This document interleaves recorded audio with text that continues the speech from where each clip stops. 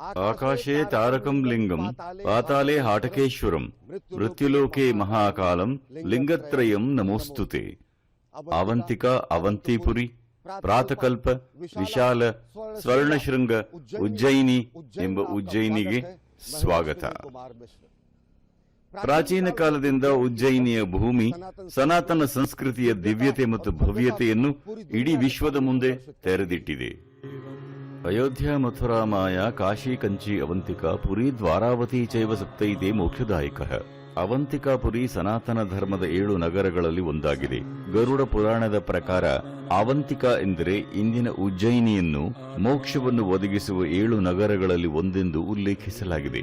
ಇದನ್ನು ಪುರಾಣಗಳಲ್ಲಿಯೂ ಉಲ್ಲೇಖಿಸಲಾಗಿದೆ। ಆಜ್ಞಾಚಕ್ರಂ ಸ್ಮೃತಾಂ ಕಾಶೀಯ ಬಾಲಾ ಶ್ರುತಿಮೂರ್ಧನಿ ಸ್ವಾಧಿಷ್ಠಾನಂ ಸ್ಮೃತಾಂ ಕಾಂಚಿ ಮಣಿಪುರ ಅವಂತಿಕಾ ನಾಭಿದೇಶೆ ಮಹಾಕಾಲಸ್ತಮ್ಮನ ತತ್ರವೈ ಹರಹ।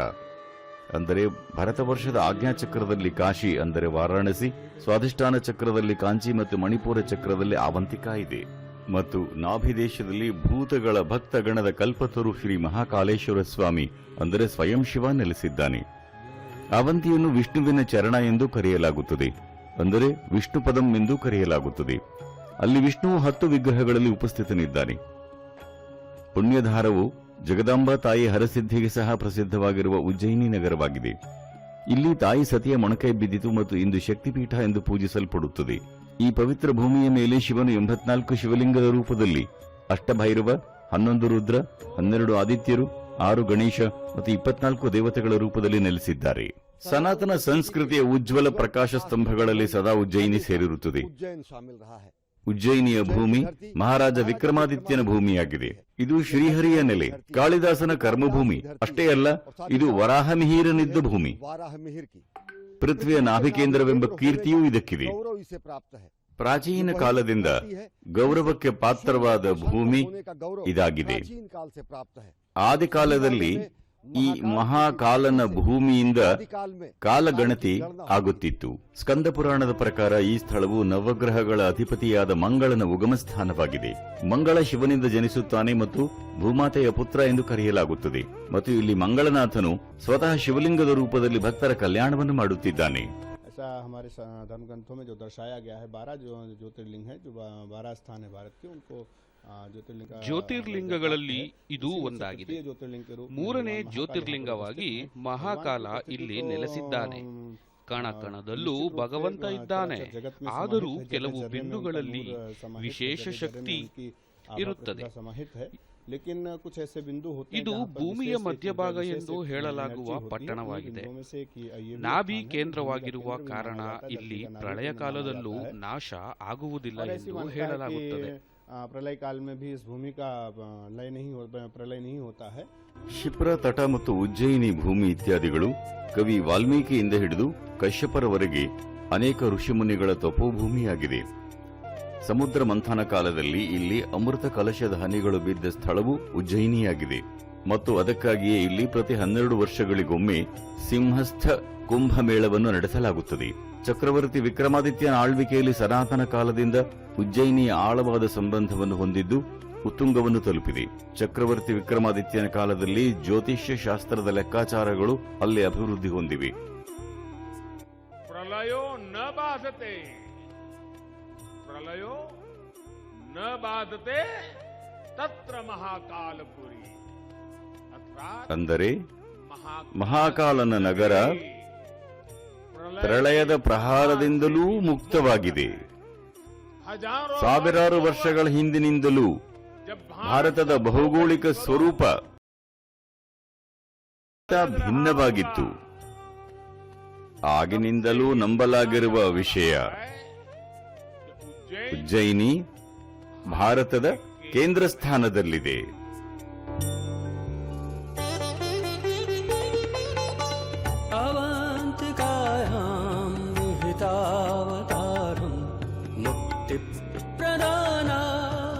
सज्जनानाम् अकाल मृत्योः परिरक्षणार्थं वन्दे महाकाल महासुरेशं, वन्दे महाकाल महासुरेशम्।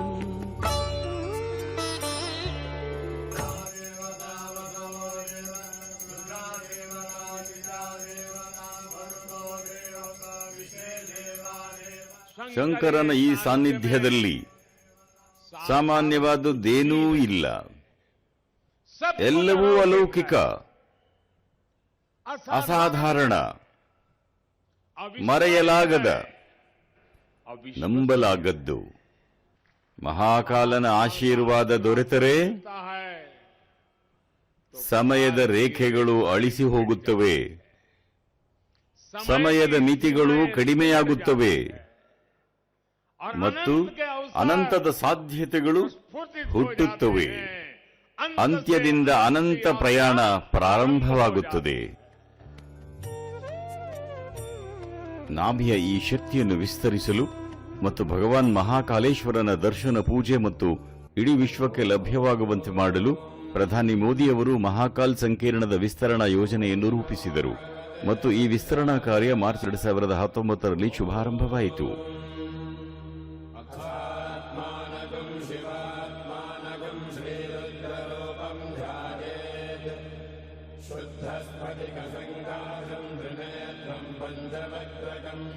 ಕೊರೋನಾ ಸಾಂಕ್ರಾಮಿಕದಂತಹ ಎಲ್ಲಾ ತೊಂದರೆಗಳ ಹೊರತಾಗಿಯೂ ಹಗಲಿರುಳು ದಣಿವರೆಯದ ಪ್ರಯತ್ನ ಮಾಡಿದ ಈ ಯೋಜನೆಯ ಮೊದಲ ಹಂತದ ಕಾಮಗಾರಿ ಪೂರ್ಣಗೊಂಡಿದ್ದು, ಅಂತಿಮವಾಗಿ ದೇಶವು ಹೊಸ ಭವ್ಯವಾದ ಅನನ್ಯ ಅಲೌಕಿಕ ಮಹಾಕಾಲ ಲೋಕವನ್ನು ಪಡೆದಿದೆ. ಮಹಾಕಾಲ ಮಹಾಕಾಯ ಮಹಾಕಾಲ ಜಗತ್ಪತೆ ಮಹಾಕಾಲ ಮಹಾಯೋಗಿಂ ಮಹಾಕಾಲ ನಮೋಸ್ತುತೆ. 2016-17ರಲ್ಲಿ ಮಹಾಕಾಲ ಲೋಕದ ಸಂಕಲ್ಪ ಆಗುತ್ತದೆ. ಆದರೆ ಇದು 2022ರಲ್ಲಿ ಸಾಕಾರವಾಗುತ್ತದೆ. ಬದ್ಧತೆಯಿಂದ ಕಾರ್ಯಾಂಜಲಿ ಸಲ್ಲಿಸುತ್ತಿರುವ ಸರ್ಕಾರದ ಸಂಕಲ್ಪದ ಸಿದ್ಧಿ ಇದಾಗಿದೆ.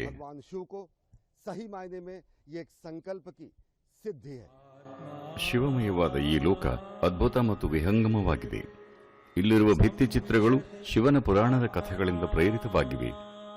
ಇವು 4 ದಿಕ್ಕಿನಿಂದ ಮುಕ್ತವಾಗಿವೆ. ಪಿನಾಕ, ಶಂಖ, ನಂದಿ ಇರುವ ದ್ವಾರ ನಿರ್ಮಿಸಲಾಗಿದೆ. ನಂದಿ ಮುಖ್ಯ ದ್ವಾರವಾಗಿದ್ದು ಇಲ್ಲಿಂದ ಸಾಗಿದರೆ 108 ಸ್ತಂಭಗಳು ಮತ್ತು ಶಿವನಿರುವ ಕಮಲ ಸರೋವರದ ದರ್ಶನವಾಗುತ್ತದೆ. ಸಂಸ್ಕೃತಿ ಮತ್ತು ಅಧ್ಯಾತ್ಮದ ಅದ್ಭುತ ಸಂಗಮವಾದ ಮಹಾಕಾಲ ಲೋಕ ಇಲ್ಲಿಗೆ ಬರುವ ಯಾತ್ರಿಕರಿಗೆ ಇನ್ನೂ ಹೆಚ್ಚು ಅನುಕೂಲಕರವಾಗಿದೆ. ಇಲ್ಲಿನ ರುದ್ರಸಾಗರವನ್ನು 4 ನಿಟ್ಟಿನಿಂದ ಅಭಿವೃದ್ಧಿಪಡಿಸಲಾಗಿದೆ. ಸುಮಾರು 900 ಮೀಟರ್ ಉದ್ದದ ಈ ಮಹಾಕಾಲ್ ಕಾರಿಡಾರ್ ನೇರವಾಗಿ ಗರ್ಭಗೃಹದವರೆಗೆ ಕರೆದುಕೊಂಡು ಹೋಗುತ್ತದೆ. ಇಲ್ಲಿನ ಪರಿಸರದಲ್ಲಿ ನಟರಾಜ, ಗಣೇಶ, ಕಾರ್ತಿಕೇಯ, ದತ್ತಾತ್ರೇಯ ಅವತಾರ್, ಸಪ್ತ ಋಷಿಗಳ ಪ್ರತಿಮೆ ಸ್ಥಾಪಿಸಲಾಗಿದೆ. ಇಲ್ಲಿ ಶಿವನ ಸತಿ ಮತ್ತು ಸಮುದ್ರ ಮಂಥನದ ದೃಶ್ಯ ಕಾವ್ಯವೇ ಇದೆ. ಈ ನವನಿರ್ಮಾಣದಿಂದ ದೇವಾಲಯ ಸುವ್ಯವಸ್ಥಿತವಾಗಿದೆ. ಮಹಾಕಾಲನ ಮಹಾಲೋಕ ವಾಸ್ತು ಮತ್ತು ಶಿಲ್ಪಕ್ಕೆ ಅದ್ಭುತ ಉದಾಹರಣೆಯಾಗಿದೆ. 900 ಮೀಟರ್ಗೂ ಹೆಚ್ಚು ಉದ್ದ ಇರುವ ಇಲ್ಲಿ ಶಿವಪುರಾಣದ ಅನೇಕ ಕಥೆಗಳಿವೆ. ತಾರಕಾಸುರನ ಪುತ್ರ ತ್ರಿಪುರಾಸುರನ ವಧೆಯ ಚಿತ್ರಣ ಇಲ್ಲಿದೆ. ಬ್ರಹ್ಮನ ವರ ಮದದಿಂದ ಲೋಕ ಕಂಟಕನಾದಾಗ ಜನ ತ್ರಾಹಿ ತ್ರಾಹಿ ಎಂದಾಗ ಶಿವ ಸ್ವಯಂ ಅವತರಿಸಬೇಕಾಯಿತು. ವಿಶೇಷ ಅಸ್ತ್ರ ಮತ್ತು ವಿಶೇಷ ರಥದಿಂದ ಮಾತ್ರವೇ ಆತನ ಸಂಹಾರ ಆಗಬೇಕಾಗಿರುತ್ತದೆ. ಶಿವ ಅಂತಹ ವಿಶೇಷ ರಥಾರೂಢನಾಗುತ್ತಾನೆ. ಬ್ರಹ್ಮನೇ ಸಾರಥಿಯಾಗಿರುತ್ತಾನೆ. ಬಾಣದ ರೂಪದಲ್ಲಿ ಸ್ವಯಂ ಯಮದೇವನೇ ಇರುತ್ತಾನೆ.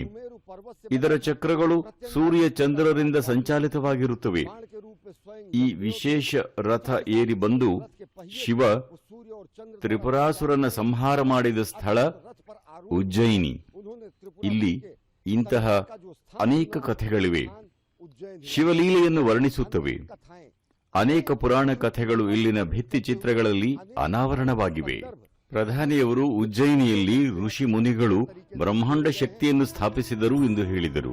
ಮರಾಠರ ಆಳ್ವಿಕೆಯಲ್ಲಿ ಮಾಳ್ವದ ಸಾಂಸ್ಕೃತಿಕ ವೈಭವವನ್ನು ಪುನರುಜ್ಜೀವನಗೊಳಿಸಲಾಯಿತು. ಅದಕ್ಕೂ ಮೊದಲು ಉಜ್ಜಯಿನಿ ನಗರದ ಭವ್ಯ ಗತಕಾಲದ ಮೇಲೆ ಅನೇಕ ದಾಳಿಗಳು ನಡೆದಿದ್ದವು. ಉಜ್ಜಯಿನಿ ಮಹಾಕಾಲ್ ಲೋಕವನ್ನು ರಾಷ್ಟ್ರಕ್ಕೆ ಸಮರ್ಪಿಸಿದ ಪ್ರಧಾನಮಂತ್ರಿಯವರು ಸಾಂಸ್ಕೃತಿಕ ಅಸ್ಮಿತೆ ಉತ್ತುಂಗದಲ್ಲಿದ್ದಾಗ ಮಾತ್ರ ರಾಷ್ಟ್ರದ ಅಸ್ಮಿತೆ ಇರುತ್ತದೆ ಎಂದು ಹೇಳಿದರು. ಮಹಾಕಾಲ ಲೋಕದ ಈ ಮಹಿಮೆಯು ಮುಂದಿನ ಹಲವು ತಲೆಮಾರುಗಳಿಗೆ ಅಲೌಕಿಕ ದೈವತ್ವದ ದರ್ಶನವನ್ನು ಮಾಡಿಸುತ್ತದೆ. ಸಮಯದ ಮಿತಿಯನ್ನು ಮೀರಿ ಭಾರತದ ಸಾಂಸ್ಕೃತಿಕ ಮತ್ತು ಆಧ್ಯಾತ್ಮಿಕ ಪ್ರಜ್ಞೆ ಶಕ್ತಿ ನೀಡುತ್ತದೆ.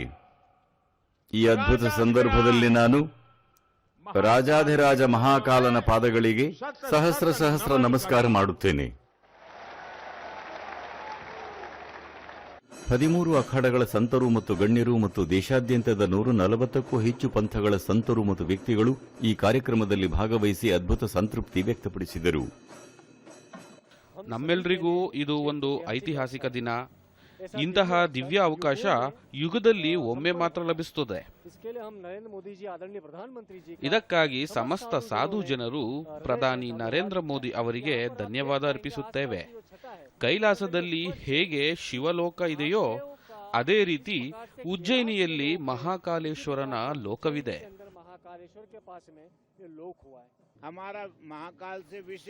ಸಂತರಿಗೂ ಉಜ್ಜಯಿನಿಗೂ ಅವಿನಾಭಾವ ಸಂಬಂಧ ಇದೆ. ಕುಂಭಕ್ಕೆ 4 ತಿಂಗಳ ಮೊದಲೇ ನಾವು ಇಲ್ಲಿಗೆ ಆಗಮಿಸುತ್ತಿದ್ದೆವು. ಕೃಷ್ಣಂ ಒಂದೇ ಜಗದ್ಗುರು ಎನ್ನುವಂತೆ ಇದು ವಿದ್ಯಾಸ್ಥಳ. ಇಲ್ಲಿ ಮಹಾಕಾಲನ ದರ್ಶನವೂ ಆಗುತ್ತದೆ. ಸಮಸ್ತ ಸಂಪ್ರದಾಯ ಮತ್ತು ಸಂತರ ದರ್ಶನ ಏಕಕಾಲದಲ್ಲೇ ಆಗುತ್ತದೆ. जहाँ महाकाल के दर्शन हो रहे हैं वहाँ सारे संप्रदायों के एक साथ दर्शन, उनके आचार्यों के एक साथ दर्शन. ಭಗವಾನ್ ಮಹಾಕಾಲ್ यहाँ विराजमान. ಇಲ್ಲಿ ಭಗವಾನ್ ಮಹಾಕಾಲ ಅನಾದಿ ಕಾಲದಿಂದ ನೆಲೆಸಿದ್ದಾನೆ. ಅಂದಿನಿಂದ ಇಂದಿನವರೆಗೆ ಭಗವಾನ್ ಮಹಾಕಾಲನ ನಗರಿಯಲ್ಲಿ ಹಿಂದೆಂದೂ ಇಷ್ಟು ಭವ್ಯತೆ ಈ ಮಂದಿರಕ್ಕೆ ಇರಲಿಲ್ಲ. ಈಗ ಈ ಕ್ಷೇತ್ರ ಪ್ರವಾಸಿ ತಾಣವಾಗಿಯೂ ಖ್ಯಾತಿ ಪಡೆಯಲಿದೆ.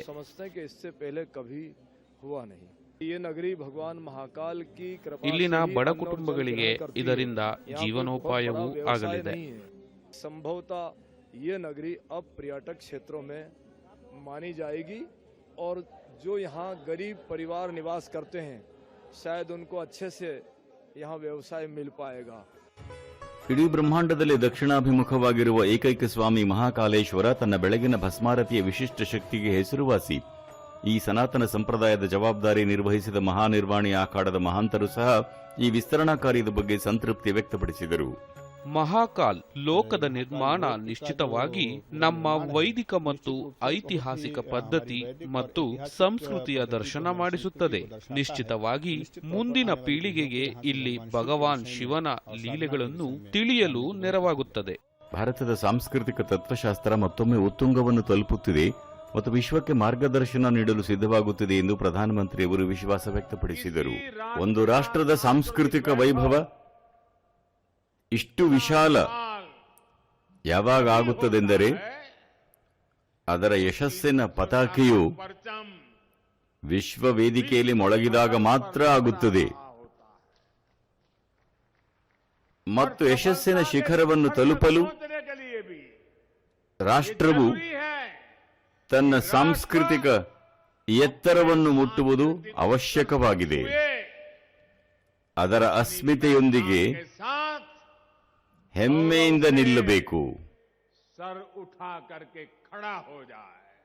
ಇಲ್ಲಿ ಆಗಿರುವ ಅಭಿವೃದ್ಧಿಗಾಗಿ ಪ್ರಧಾನಿ ನರೇಂದ್ರ ಮೋದಿ ಮತ್ತು ಶಿವರಾಜ್ ಜಿ ಅವರಿಗೆ ದೇಶ ಋಣಿಯಾಗಿದೆ.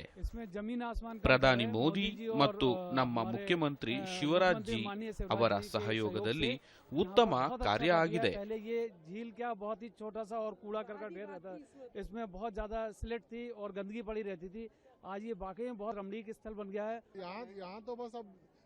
ನಾವು ನಿತ್ಯ ಬರುತ್ತೇವೆ. ವಾತಾವರಣ ಇದೆ.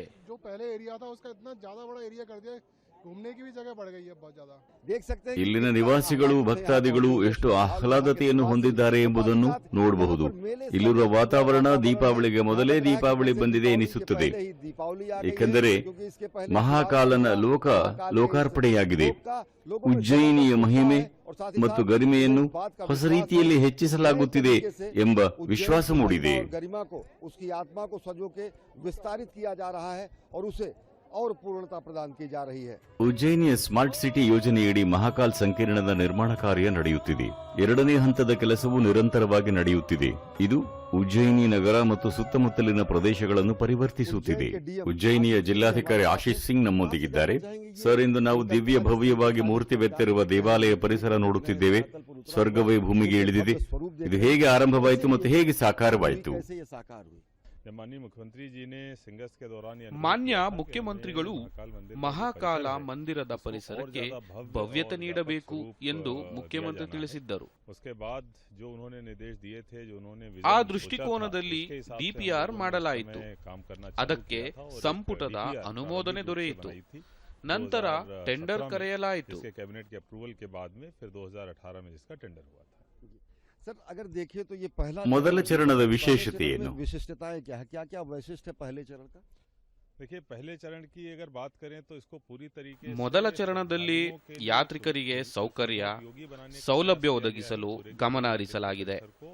ಮಂದಿರದ ಪರಿಸರವನ್ನು ಭವ್ಯ ರೂಪದಲ್ಲಿ ನಿರ್ಮಿಸಲಾಗಿದೆ. 450 ಅಡಿಯಷ್ಟು ಪಾರ್ಕಿಂಗ್ ಜಾಗ ನೀಡಲಾಗಿದೆ. ಅಲ್ಲಿ ಸೌರ ಫಲಕ ಹಾಕಲಾಗಿದೆ. ಇದರಿಂದ ಇಡೀ ದೇವಾಲಯ ಪರಿಸರಕ್ಕೆ ಅಗತ್ಯವಾದ ವಿದ್ಯುತ್ ಲಭಿಸುತ್ತದೆ. शिव के जो विभिन्न अवतार हैं उनसे संबंधित म्यूरल्स लगाए गए हैं, उनसे संबंधित मूर्तियां लगाई गई हैं, उनसे संबंधित यहाँ पर दूसरी कलाकृतियां लगाई गई हैं. ಶಿವನಿಗೆ ಸಂಬಂಧಿಸಿದ ಮತ್ತು ಶಿವಪುರಾಣದ ಅನೇಕ ಕಥೆಗಳ ಉಬ್ಬು ಶಿಲ್ಪಗಳನ್ನು ಇಲ್ಲಿ ನಿರ್ಮಿಸಲಾಗಿದೆ.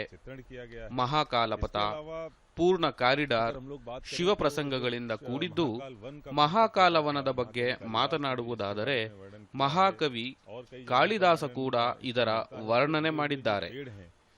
ಅದರ ವರ್ಣನೆ ಹಲವೆಡೆ ಸಿಗುತ್ತದೆ. ರುದ್ರಾಕ್ಷ, ಬಿಲ್ವಪತ್ರ ಇತ್ಯಾದಿ ವಿವರಣೆ ಇದೆ. ಅದೇ ರೀತಿ ಇಲ್ಲಿ ಆ ವೃಕ್ಷಗಳನ್ನು ಬೆಳೆಸಲಾಗಿದೆ.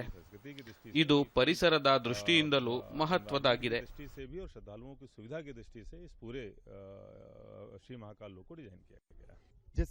ಎರಡನೇ ಚರಣದಲ್ಲಿ ಏನೆಲ್ಲ ಕಾಮಗಾರಿ ಆಗುತ್ತದೆ?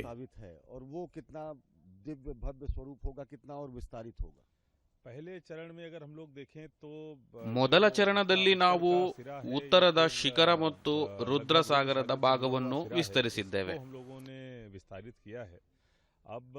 ಬಾಕಿ ಎರಡನೇ ಚರಣದಲ್ಲಿ ಉಳಿದ 3 ದಿಕ್ಕಿನಲ್ಲಿನ ಅಭಿವೃದ್ಧಿಯತ್ತ ಗಮನ ಹರಿಸಿದ್ದೇವೆ. ಇದರಿಂದ ಭಕ್ತರಿಗೆ ಅನುಕೂಲವಾಗಲಿದೆ.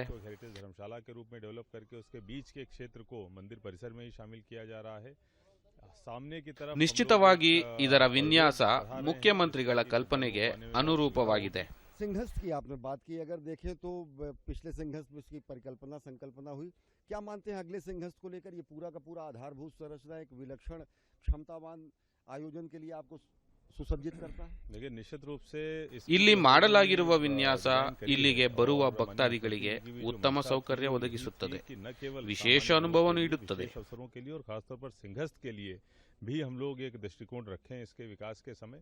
इसलिए जितनी भी चीज़ों को हम लोगों ने डिज़ाइन किया उसमें सिंहस्थ निश्चित रूप से हमारे कहीं न कहीं ध्यान में, संज्ञान में रहा है.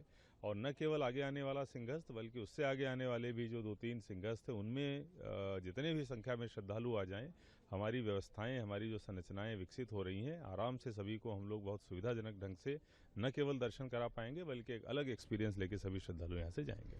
ಇಲ್ಲಿನ ವಿಸ್ತರಣಾ ಕಾರ್ಯದ ಪ್ರಯೋಜನಗಳು ಮಂಗಳನಾಥ ಭತ್ತದ ವಿಸ್ತರಣೆ, ಸಂದೀಪನಿ ಆಶ್ರಮದ ಸೌಂದರೀಕರಣ, ವಿವಿಧ ಆಶ್ರಮಗಳ ಸೌಲಭ್ಯ ಮತ್ತು ಶಿಪ್ರಾ ತಟದ ಸೌಂದರೀಕರಣದಿಂದ ಜನರು ಪ್ರಸನ್ನರಾಗಿದ್ದಾರೆ. ನಾನೀಗ ಪವಿತ್ರ ಶಿಪ್ರಾ ತಟದಲ್ಲಿದ್ದೇನೆ. ಇದು ಪವಿತ್ರವಾದ ಘಾಟ್.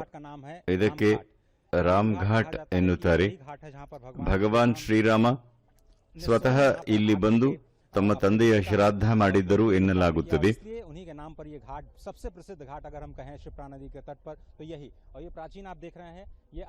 ಇದು ಆರತಿಯ ಸ್ಥಳ. ಇಲ್ಲಿ ಭಕ್ತರು ಆಗಮಿಸುತ್ತಾರೆ. ಈ ಕಾರಿಡಾರ್ನಲ್ಲಿ ಎರಡನೇ ಚರಣದ ಕಾಮಗಾರಿ ನಡೆಯುತ್ತಿದ್ದು ಇಲ್ಲಿಂದ ದೇವಾಲಯಕ್ಕೆ ಹೋಗುತ್ತದೆ. ಇಲ್ಲಿ ಕಾಮಗಾರಿ ಪೂರ್ಣವಾದ ಬಳಿಕ ಇಲ್ಲಿನ ಚಿತ್ರಣವೇ ಬದಲಾಗುತ್ತದೆ. और उम्मीद ये की जा रही है कि जब ये काम पूरा हो जाएगा तो यहाँ की जो तस्वीर है वो पूरी तरह से बदली हुई नजर आएगी. लेकिन उज्जैन को आध्यात्मिक नगरी के रूप में भी जाना जाता है. महाकाल कॉरिडोर का अपना एक आकर्षण है, लोग उसे देखेंगे. और उसमें महाकाल कॉरिडोर में जो बनाया है, रुद्र कलश बनाया है, 108 स्तंभ बनाए हैं, और वो रथ बनाया है। ಇಲ್ಲಿ ಮಾಡಲಾಗಿರುವ 108 ಸ್ತಂಭ ರಥ ಇದೆಲ್ಲವೂ ಐತಿಹಾಸಿಕ वास्तुकला और ऐतिहासिक जो पौराणिक है उसके आधार पे बनाया ಪೌರಾಣಿಕ गया है। वो ಕಥೆಯ सही में बना दिया, ಆಧಾರದಲ್ಲಿವೆ जो बना दिया वहाँ नवग्रह बनाए, सप्त ऋषि बनाए, तो जो भी पौराणिक ಸಪ್ತ है, वो ಋಷಿ सब उसमें ಇಲ್ಲಿ विद्यमान ಎಲ್ಲವೂ करा ಇದೆ हुआ है। ಈ महाकाल ದೇವಾಲಯ काली को ನೋಡಲು दर्शन करने में ಹಲವು आपको ಗಂಟೆಗಳೇ कम से ಬೇಕು कम डेढ़ घंटा 2 घंटा लगेगा। अगर सही ढंग से अगर वो देखेगा और समझेगा हर चीज का अपना एक मतलब है। जो भी वहाँ बना है वो खाली हवा में नहीं बना है, हर चीज का वहाँ कुछ ना कुछ मतलब है। तो चूंकि आप राम घाट पर रहते हैं तो हम आपसे राम राम का घाट मतलब ಬಗ್ಗೆ समझना चाहते ಹೇಳ್ತೀರಾ? हैं, यहाँ की महत्ता समझना चाहते हैं, क्योंकि ये सबसे पवित्र घाट जहाँ से सीधे लोग शायद क्षिप्रा माह में स्नान करके सीधे यहाँ पर पैदल मार्ग से बाबा महाकाल के पास जाना चाहेंगे। यहाँ पे क्या है, ये राम घाट है और ये शिप्रा नदी है। जब अपना समुद्र ಇದು मंथन हुआ था, ಶಿಪ್ರಾ और ನದಿ अमृत गिरा, ಸಮುದ್ರ ಮಂಥನ ಆದಾಗ 4 ಕಡೆ ಅದರ ಹನಿ ಬಿತ್ತು। जिस जगह वो अमृत छलका, ಎಲ್ಲೆಲ್ಲಿ ಅದರ ಹನಿ उस ಬಿತ್ತೋ जगह कुंभ स्नान ಅಲ್ಲಿ ಕುಂಭಮೇಳ ನಡೆಸುತ್ತಾರೆ। तो हमारे यहाँ पे वो कुंभ ಇಲ್ಲಿ की जगह ಸಿಂಹಾಸ್ತ सिंहस्थ पर्व ಕುಂಭಮೇಳ मनाया जाता है। ನಡೆಯುತ್ತದೆ। जब सिंह राशि पे ಸಿಂಹ ರಾಶಿಯಲ್ಲಿ ಗುರು ಆಗಮಿಸಿದಾಗ गुरु आता है, जब 12 हमारे ವರ್ಷಗಳಿಗೆ यहाँ ಒಮ್ಮೆ ಇಂಥ ಕಾಲ वो ಬರುತ್ತದೆ। बनता है। ಆಗ 12 वर्ष में ಕುಂಭಮೇಳ एक बार ಒಂದು कुंभ ತಿಂಗಳು बनता है, ನಡೆಯುತ್ತದೆ। और यहाँ पे कुंभ स्नान उस समय पे किया जाता है। पूरे 1 महीने भर का पर्व रहता है। ये होटल लाइन का जो काम है हमारा, यहाँ पे जितने भी होटल हैं वो सब ಇಲ್ಲಿಗೆ ಬರುವ ಮುಂದಿನ ಪೀಳಿಗೆಗೆ ನಮ್ಮ ಧರ್ಮದ ಬಗ್ಗೆ ಇಲ್ಲಿ ಮಾಹಿತಿ ಸಿಗುತ್ತದೆ। उससे दुगनी आएगी। और जो आने वाली पीढ़ी है, जो महाकाल कॉरिडोर बना है, उससे हमारी जो आने वाली पीढ़ी है उनको हमारे शास्त्र के बारे में, हमारे धर्म के बारे में उससे जानकारी मिलेगी। पहले हम जब चलते थे तो सड़कें छोटी छोटी होने के कारण काफ़ी कंजेस्टेड होता था, और जो व्यक्ति दर्शन लाभ के लिए आता था, परिवार के साथ आता था, तो उसको ऐसा लगता था कि अपन यहीं से वापस हो जाएं। अभी क्या हुआ है कि जो कॉरिडोर बना है, जो सफर ಹಿಂದೆ 1 घंटे का था, वो ಇಲ್ಲಿಗೆ 5 ಬಂದರೆ मिनट में और ಚಿಕ್ಕ बहुत ಚಿಕ್ಕ शानदार ರಸ್ತೆ रहता है। ಇರುತ್ತಿತ್ತು। जनरल पब्लिक घूमने के ಈಗ हिसाब से, ಕಾರಿಡಾರ್ ट्रैवल करने के हिसाब 10 से, ನಿಮಿಷದಲ್ಲಿ वो सबसे बड़ी बात ದೇವಾಲಯಕ್ಕೆ धर्म, ಹೋಗಲು ಅವಕಾಶ संस्कार, ಕಲ್ಪಿಸಿದೆ। संस्कृति, हम हिंदू संस्कृति में पैदा हुए हैं। ಇಲ್ಲಿ तो ಧರ್ಮ महाकाल राजा का ಸಂಸ್ಕೃತಿ आशीर्वाद तो सभी पर ವಿಶೇಷವಾಗಿದೆ। बना हुआ है, और विशेषकर युवा पीढ़ी। अब ये जो आपने देखा कि पिछले 4 सालों में ही ये काम हुआ है, 2019 में शुरू हुआ और अभी चल रहा है, तो थोड़ा सा बदलाव के बारे में बताइए। बहुत कुछ डेवलपमेंट हुआ है उज्जैन को लेकर, सौंदर्यीकरण को लेकर काफी ಇಲ್ಲಿ डेवलपमेंट हुआ है ಸೌಂದರ್ಯೀಕರಣ ಆಗಿದೆ। उज्जैन को सुंदर बनाने के लिए ಉಜ್ಜಯಿನಿ रामघाट को सुंदर बनाने ರಾಮಘಾಟ್ के लिए ಸುಂದರವಾಗುತ್ತಿದೆ। महाकाल लोक का जो निर्माण हुआ है, ಮಹಾಕಾಲ್ कॉरिडोर का जो ಕಾರಿಡಾರ್ निर्माण हुआ है, इससे ಭವ್ಯವಾಗಿದೆ। बाहर की जो पब्लिक आती है, उसको ಹಿಂದಿನ उज्जैन को दर्शन ಇತಿಹಾಸ करने में, ತಿಳಿಯಲು उज्जैन के बारे में, ಸಹಕಾರಿಯಾಗಿದೆ। पिछली बातों को जानने में बहुत सहायता मिलती है। ಬ್ರಹ್ಮ ಮುಹೂರ್ತದಲ್ಲಿ ಉಜ್ಜಯಿನಿ ಭಸ್ಮಾರತಿಯ ದೈವಿಕ ಶಕ್ತಿಯಿಂದ ಕೂಡಿರುತ್ತೆ ಮತ್ತು ಇಲ್ಲಿನ ದೇವಾಲಯದ ಆವರಣದಲ್ಲಿ ದಿನವಿಡೀ ಭಕ್ತರು ಬರುತ್ತಾರೆ. ಆದರೆ ಮಹಾಕಾಲ ಲೋಕದ ನಿರ್ಮಾಣದ ನಂತರ ಈಗ ಇಲ್ಲಿ ಪ್ರತಿ ರಾತ್ರಿಯೂ ಮಹಾಶಿವರಾತ್ರಿಯ ಶಕ್ತಿಯ ಭಾವನೆಯನ್ನು ನೋಡಬಹುದಾಗಿದೆ. ಈಗ ಹೊಸ ಬಣ್ಣದಿಂದ ಇಡೀ ನಗರ ಸಂಭ್ರಮದಲ್ಲಿದೆ, ಉತ್ಸಾಹದಲ್ಲಿದೆ. ಆಧುನಿಕ ಕಾಲದಲ್ಲಿ ನೀವು ಮಹಾಕಾಲ ಲೋಕವನ್ನು ದೇಶದ ರಾತ್ರಿ ಉದ್ಯಾನವೆಂದು ನೆನಪಿಸಿಕೊಳ್ಳಬಹುದು. ಆದರೆ ಅಕ್ಟೋಬರ್ 11ರಂದು ಉಜ್ಜಯಿನಿಗಾಗಿ ಮಹಾಕಾಲ ಲೋಕದ ಮಹಾರಾತ್ರಿ ದೀಪಾವಳಿಗಿಂತ ಕಡಿಮೆಯೇನೂ ಇರಲಿಲ್ಲ.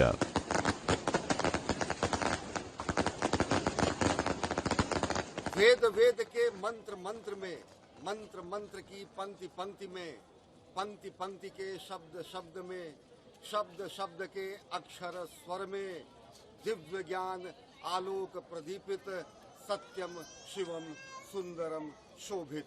वास्तव में महाकाल के इस श्लोक में आकर लगता है कि सत्यम शिवम सुंदरम की संकल्पना साक्षात साकार हो रही है। इस विशेष कार्यक्रम में फिलहाल इतना ही।